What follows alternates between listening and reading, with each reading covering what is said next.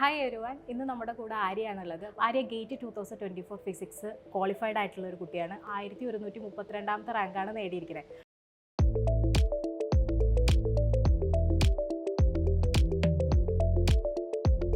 കോളേജിൽ പഠിക്കുന്നുണ്ടായിരുന്നെങ്കിലും problem solving skills അത്ര പോരായിരുന്നു. ബട്ട് കുറച്ചൊക്കെ അറ്റൻഡ് ചെയ്യാൻ പറ്റുമായിരുന്നു. എന്ന് ഇത് എല്ലാ ക്വസ്റ്റ്യൻസ് അറ്റൻഡ് ചെയ്യാൻ പറ്റിയിരുന്നില്ല. ഞാൻ ഡെയിലി ലൈവ് സെഷൻ എല്ലാം അറ്റൻഡ് ചെയ്യുമായിരുന്നു. ലൈവ് കാണുമ്പോൾ നമ്മൾ അതിലായിട്ട് ഒന്നും കൂടി ഇൻവോൾവ് ആവുന്നുണ്ട്. നമുക്ക് ഡയറക്റ്റ് ആയിട്ട് ടീച്ചേഴ്സിനോട് ഇന്ററാക്ട് ചെയ്യാൻ പറ്റുന്നുണ്ട്, ഡൗട്ട് ക്ലിയർ ചെയ്യാൻ പറ്റുന്നുണ്ട്, എന്തുണ്ടെങ്കിലും നമുക്ക് അപ്പം ചോദിക്കാൻ പറ്റുന്നുണ്ട്. എനിക്ക് ഭയങ്കര യൂസ്ഫുൾ ആയിട്ടാണ് തോന്നിയത്. ഓക്കെ, ഈ ക്വസ്റ്റ്യൻസ് ഇങ്ങനെ അറ്റൻഡ് ചെയ്യാം, ഇതിങ്ങനെ ചെയ്യാം, ഇത് ഇങ്ങനെ ഷോർട്ടായിട്ട് ചെയ്യാൻ പറ്റും. അങ്ങനെ ഒരു ഐഡിയ കിട്ടിയത് അവിടെ നിന്നാണ്.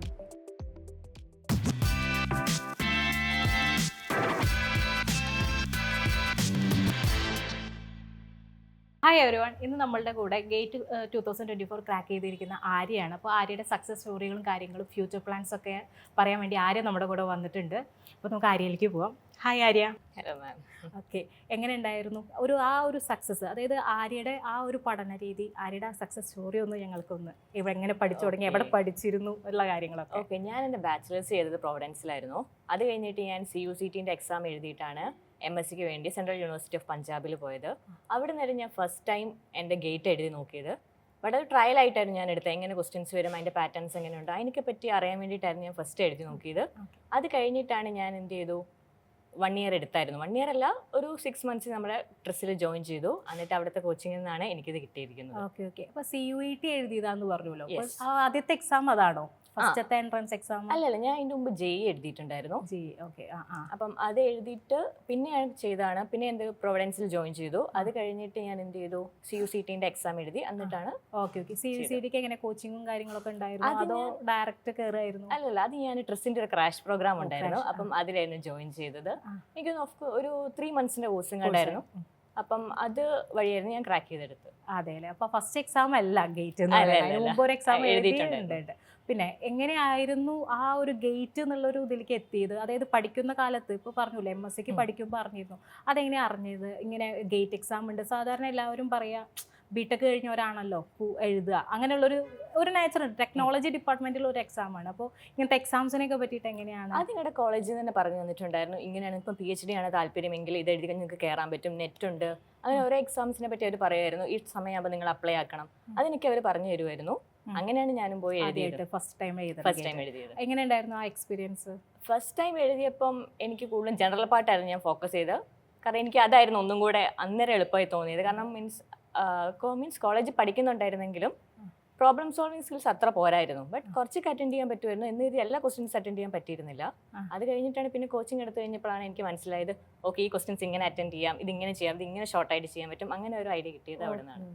ഇപ്പോൾ റാങ്കിലേക്ക് എത്തി നിൽക്കുകയാണ് അല്ലേ? അപ്പോൾ ഏകദേശം ഒരു 40 എത്രയായിരുന്നു മാർക്ക് വന്നിരുന്നത്? 40 ആയിരുന്നു അല്ലേ? 40 ആയിരുന്നു ഉണ്ടായിരുന്നത്. അതൊരു നല്ലൊരു മാർക്കാണ്. അപ്പോൾ അതിലേക്ക് എത്തിയത്, അല്ലെങ്കിൽ ആ ഒരു പ്രിപ്പറേഷനിലേക്ക് എത്തിയതിൻ്റെ ഒരു ജേർണി പറയാൻ പറ്റുമോ?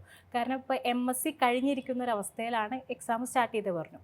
അപ്പോൾ മെയിനായിട്ട് ഗേറ്റിന് മാത്രമായിരുന്നു ഫോക്കസിങ്, അതോ വേറെ ഏതെങ്കിലും എക്സാം ഫോക്കസ് ചെയ്തിട്ട് ഗേറ്റിലേക്ക് എത്തിയതായിരുന്നു? മാം, ആക്ച്വലി ഞാൻ ജോയിൻ ചെയ്ത നെറ്റിന് വേണ്ടിയിട്ടായിരുന്നു. നെറ്റിൻ്റെ പ്രിപ്പറേഷൻസ് ഒക്കെ ആയിരുന്നു. അന്നേരം ഓൾമോസ്റ്റ് സബ്ജക്റ്റ് ഒക്കെ ഒന്ന് കവറായി എടുത്തിട്ടുണ്ടായിരുന്നു. പിന്നെ അത് കഴിഞ്ഞിട്ടായിരുന്നു പിന്നത്തെ ഒരു 1 month എന്ന് വെച്ച് കഴിഞ്ഞാൽ പഠിച്ച കാര്യങ്ങളെല്ലാം കൂടി ഒന്ന് റിവൈസ് ചെയ്ത് കുറച്ചും കൂടെ പ്രോബ്ലംസ് ഒക്കെ വർക്കൗട്ട് ചെയ്ത് കഴിഞ്ഞപ്പോഴേക്കും ആ ഗേറ്റിലോട്ട് എത്തിയപ്പോൾ ഒന്നും കൂടി എനിക്ക് എളുപ്പമായിട്ടാണ് അത് തോന്നിയത്. ഓക്കെ, അങ്ങനെയാണ് ഒരു എക്സാമ്പിലേക്ക് എത്തിയത്. ഇനി നമുക്ക് പ്രിപ്പറേഷൻ്റെ ഒരു പാറ്റേൺ ചോദിക്കാം. എങ്ങനെ ഉണ്ടായിരുന്നു പ്രിപ്പറേഷൻ? ഇപ്പോൾ നെറ്റ് എക്സാമിനാണ് ജോയിൻ ചെയ്തതെന്ന് പറഞ്ഞു. അപ്പോൾ ആ എക്സാമിൽ നിന്ന് ഗേറ്റിലേക്കുള്ള ഒരു ദൂരം എന്ന് പറഞ്ഞാൽ കുറച്ചുണ്ട് ഇല്ലേ? അപ്പോൾ നെറ്റ് എക്സാം കഴിഞ്ഞിട്ടായിരുന്നു തോന്നുന്നു ഗേറ്റിൻ്റെ എക്സാംസ് വന്നിട്ടുണ്ടായിരുന്നത്. അപ്പോൾ ആ പ്രിപ്പറേഷൻ്റെ കാര്യങ്ങൾ, അതായത് എങ്ങനെയായിരുന്നു ആ ജേണി? അതായത് ഫുൾ സബ്ജക്റ്റ് പഠിച്ചിരുന്നോ? അതുപോലെ നമ്മളുടെ ഇപ്പോൾ ട്രിസ്സിലായിരുന്നു വന്നിട്ടുണ്ടായിരുന്നത് ആര്യ. അപ്പോൾ ട്രിസ്സിലായിരുന്നു ഉണ്ടായിരുന്നത്. അപ്പോൾ ട്രിസ് ഇപ്പോൾ നമ്മൾ കുറേ കാര്യങ്ങൾ, ക്ലാസ്സുകളും കാര്യങ്ങളൊക്കെ ഉണ്ടായിരുന്നു. അപ്പോൾ അതെങ്ങനെയായിരുന്നു യൂട്ടിലൈസ് ചെയ്തിരുന്നു? അതോ എങ്ങനെയായിരുന്നു പഠനം? ആ ഒരു നമ്മൾ കുറച്ച് കാര്യങ്ങളൊക്കെ ഇങ്ങനെ പറയാറുണ്ട്, പ്രിപ്പറേഷൻ്റെ കാര്യങ്ങളൊക്കെ. അപ്പോൾ അതൊക്കെ എങ്ങനെയാണ് എന്നുള്ളതൊന്ന്. ഞാൻ ഡെയിലി ലൈവ് സെഷൻ എല്ലാം അറ്റൻഡ് ചെയ്യുമായിരുന്നു. അത് കഴിഞ്ഞ് ഞാൻ നോട്ട് പ്രിപ്പയർ ചെയ്യും. എന്നിട്ട് ആ നോട്ട്സ് വെച്ചിട്ട് എന്ത് ചെയ്യും, അതിൽ നിന്ന് ഞാൻ എന്ത് ചെയ്യും, ചെറിയ ചെറിയ ഷോർട്ട് നോട്ട്സ് ഉണ്ടാക്കിയിട്ട് ഒന്നെങ്കിൽ അത് എവിടെയെങ്കിലും സ്റ്റിക്ക് ചെയ്ത് വെക്കുക, ഇമ്പോർട്ടൻറ്റ് ഇക്വേഷൻസ്. കാരണം ഞാൻ മറന്നു പോകുന്ന ഇക്വേഷൻസ് എനിക്കറിയാലോ. അപ്പോൾ അത് എവിടെയെങ്കിലും നോക്കി വെക്കുക, മീൻസ് എഴുതി ഒട്ടിച്ച് വെക്കുക, അങ്ങനെയൊക്കെ ഞാൻ ചെയ്തിട്ടുണ്ടായിരുന്നു. പിന്നെ മീൻസ് എല്ലാ സെഷൻസിനും മുടങ്ങാതെ അറ്റൻഡ് ചെയ്യുമായിരുന്നു. പിന്നെ പ്രോബ്ലംസ് വർക്ക്ഔട്ട് ചെയ്യുമായിരുന്നു. ലൈവ് സെക്ഷൻസ് എല്ലാം Attend അറ്റൻഡ് ചെയ്തിരുന്നു. അത് റെക്കോർഡിങ്ങിനേക്കാളും കൂടുതൽ ലൈവിംഗ് ആയിരുന്നു. അതെ അല്ലേ? മീൻസ് റെക്കോർഡിങ്സ് കാണും, ലൈവ് കാണുമ്പോൾ നമ്മൾ അതിലായിട്ട് ഒന്നും കൂടെ ഇൻവോൾവ് ആവുന്നുണ്ട്. ബട്ട് റെക്കോർഡിംഗ് എനിക്ക് അത്ര ഇതായിട്ട് തോന്നിയില്ല. ബട്ട് ലൈവ് ആയിരുന്നു ഒന്നും കൂടെ സ്യൂട്ടബിൾ ആയിട്ട് അതെ അല്ലേ? Okay okay.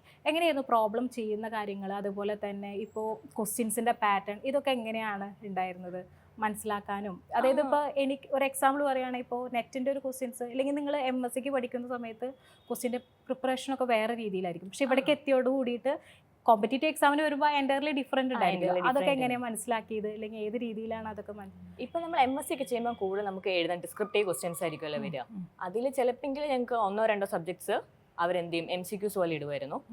ബട്ട് അത് നമുക്ക് അറ്റൻഡ് ചെയ്യാൻ മീൻസ് ഡയറക്റ്റ് ഇക്വേഷൻ വെച്ചിട്ട്. പക്ഷെ ഇവിടെ കുറച്ച് എന്ത് ചെയ്യണം, നമ്മൾ കൺസെപ്റ്റ് അറിഞ്ഞിരിക്കണം, ഇക്വേഷൻ അപ്ലൈ ചെയ്യാനും അറിഞ്ഞിരിക്കണം. ചിലതുണ്ടാവും ഡയറക്റ്റ് ഫോർമുല വെച്ച് സോൾവ് ചെയ്യാൻ പറ്റുന്നത്, ബട്ട് ചിലത് അങ്ങനെ ആയിരിക്കൂല.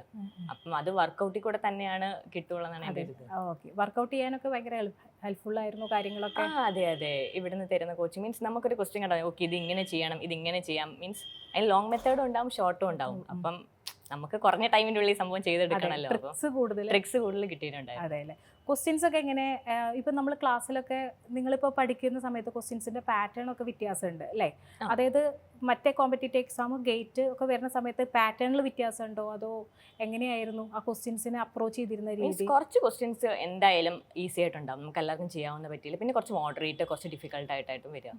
ബട്ട് ഈസി മോഡറേറ്റ് നമുക്ക് എന്തായാലും തന്നെ ചെയ്തെടുക്കാൻ പറ്റും. ബട്ട് അല്ലാത്ത ക്വസ്റ്റ്യൻസ് എന്ത് ചെയ്യണം, കുറച്ച് വർക്കൗട്ട് ചെയ്താൽ മാത്രമാണ് കിട്ടാവുന്നത്. Okay okay. അപ്പോൾ ആ രീതിയിലാണ് പോയിരുന്നത്. ഓക്കെ. അപ്പോൾ ഈ നമ്മുടെ ട്രിസിലേക്ക് വന്നിട്ടാണ് ഏകദേശം ഒരു ഇപ്പോൾ പറഞ്ഞില്ല എക്സാംസിനും കാര്യങ്ങൾക്കൊക്കെ എന്തായിരുന്നു. അപ്പോൾ ട്രിസിൻ്റെ ഭാഗത്തു നിന്നുള്ള ഏത് കാര്യമാണ് മോൾക്ക് കൂടുതൽ അത് ബെനിഫിറ്റ് ആയിട്ട് തോന്നിയിട്ടുള്ളത്?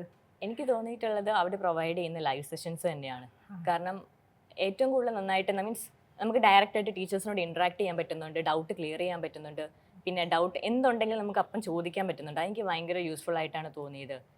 അപ്പം അതാണ് എനിക്ക് ഏറ്റവും ഇതായിട്ട്. പിന്നെ അവർ അതുപോലെ തന്നെ തരുന്ന അവരുടെ ഓരോ വീഡിയോസും റെക്കോർഡിങ്സ് ആണെങ്കിൽ തന്നെ അതൊക്കെ പക്ക കൺസെപ്റ്റ് ആയിട്ടുള്ള സാധനങ്ങളാണ്. അപ്പം റെക്കോർഡഡ് വീഡിയോസ്, അതെ അതെ. ക്യാപ്സ്യൂൾ ടൈപ്പ് ആയാലും ചിലത് ക്യാപ്സ്യൂൾ ആയിട്ടുള്ളതും ഉണ്ടാവും, ചിലത് കുറച്ച് എലാബറേറ്റ് ആയിട്ടുണ്ട് ഉണ്ടല്ലേ? ഓക്കെ. അപ്പോൾ കൂടുതലും വീഡിയോസും ലൈവ് സെക്ഷൻസ് ആയിരുന്നു കൂടുതലും ഇതായിട്ട്.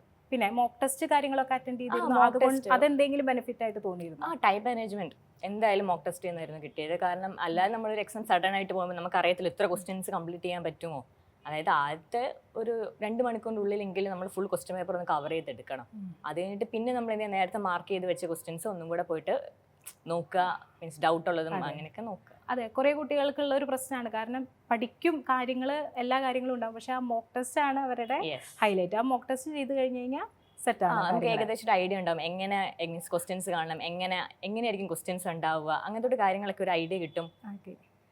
ഓക്കെ. ഇപ്പോൾ ഗേറ്റ് ഇപ്പോൾ ഏകദേശം ഈ നല്ല മാർക്ക് തന്നെയാണ്. 14 മാർക്ക് എന്ന് പറഞ്ഞു കഴിഞ്ഞാൽ ഒരു 1000-ൻ്റെ അടുത്ത് റേഞ്ച് എന്ന് പറഞ്ഞു കഴിഞ്ഞാൽ നമ്മുടെ IIT-കളിലേക്കൊക്കെ ഉള്ളൊരു സ്വപ്നമാണ്. അപ്പോൾ ഈ ഒരു ഗേറ്റ് സ്കോർ വെച്ചിട്ട് ഇനി എന്താണ് ഒരു ഫ്യൂച്ചർ പ്ലാൻ? എൻ്റെ പ്ലാൻ എന്ന് വെച്ചെങ്കിൽ PhD ചെയ്യാനാണ് താല്പര്യം. അതും തിയററ്റിക്കലായിട്ട് തന്നെ കണ്ടൻസ്ഡ് മാറ്റർ ഫിസിക്സിൽ ചെയ്യാനാണ് ഞാൻ ആഗ്രഹിക്കുന്നത്. അപ്പം അത് ഞാനിപ്പോൾ ഓരോ യൂണിവേഴ്സിറ്റിയിൽ അപ്ലൈ ചെയ്ത് ഇട്ടിട്ടുണ്ട്. അപ്പം നോക്കണം. സ്കോർ കാർഡൊക്കെ അപ്ലോഡഡ് ആയി? സ്കോർ കാർഡ് വന്നിട്ടുണ്ടായിരുന്നു. മാർച്ച് 23 വന്നിരുന്നത്. സന്തോഷമായി. ഇനിയിപ്പോൾ അപ്ലൈ ചെയ്യുക, ഇനിയിപ്പോൾ ഓരോ യൂണിവേഴ്സിറ്റികൾ അപ്ലൈ ചെയ്യുക. പിന്നെ അവരുടെ ആയിട്ട് ഒരു റിട്ടേൺ ടെസ്റ്റ് അല്ലെങ്കിൽ ഇന്റർവ്യൂ ഉണ്ടാവും. അതിലൂടെ ഏതിലാണ് കൂടുതൽ PhD എവിടെ ചെയ്യണം, ഏത് ഇൻസ്റ്റിറ്റ്യൂട്ടിൽ ചെയ്യണം എന്നാണ് താല്പര്യം? എനിക്ക് ഖരഗ്പൂറും മദ്രാസ് ഇഷ്ടമാണ്, IIT അതുപോലെ തന്നെ കാൺപൂരും താല്പര്യമുണ്ട്. അപ്പോൾ അവിടെയൊക്കെ കിട്ടട്ടെ. എന്തായാലും ഗേറ്റ് സക്സസ് ആയി PhD-യിലൊക്കെ ജോയിൻ ചെയ്ത് എഗെയിൻ കാണാം. ഓക്കെ ഓക്കെ ശരി.